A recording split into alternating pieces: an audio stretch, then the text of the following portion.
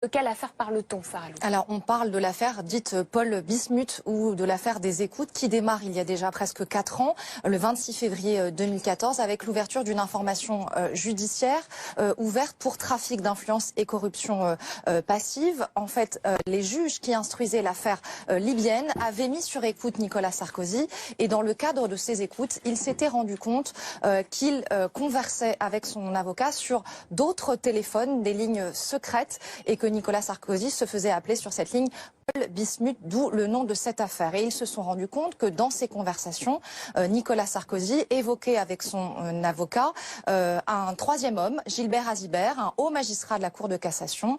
Et les juges pensent qu'ils ont cherché à obtenir de ce haut magistrat des informations sur l'affaire, cette fois dite Bettencourt, en échange d'un haut poste à Monaco pour ce magistrat. Et donc, ils ont estimé que les trois avaient passé une forme de pacte de corruption. Donc les investigations ont duré pendant près de 4 ans. Les avocats de Nicolas Sarkozy ont formé un certain nombre de recours, notamment pour faire annuler ces écoutes. Au motif, on s'en souvient, qu'ils estimaient que c'était absolument illégal d'écouter une conversation entre un avocat et son client, mettant à mal le secret professionnel.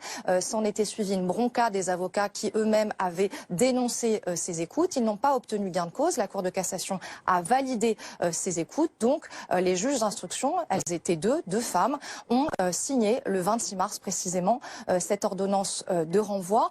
En parallèle, Nicolas Sarkozy a lui-même déposé un recours contre cette procédure qui sera examiné devant la Chambre de l'instruction de la Cour d'appel de Paris le 25 juin prochain. Et il espère, Nicolas Sarkozy, que ce recours permettra de faire annuler entièrement la procédure. Et il s'étonne que l'ordonnance de renvoi soit signée dès aujourd'hui, alors même qu'il y a un recours pendant. Voilà l'état des lieux du dossier. Si ce recours, en tout cas, n'est pas accepté, Nicolas Sarkozy, ancien chef de l'État, sera le premier ex-président à comparaître devant un tribunal correctionnel.